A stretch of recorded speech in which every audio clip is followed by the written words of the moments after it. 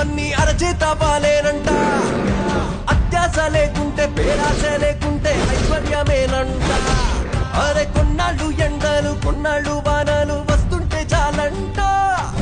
100 ఏళ్ళు వద్దంట పోయేదాకా బతుకు సాగిపోవాలంట ప్రతిదీ నీతోనే బ్రతుకు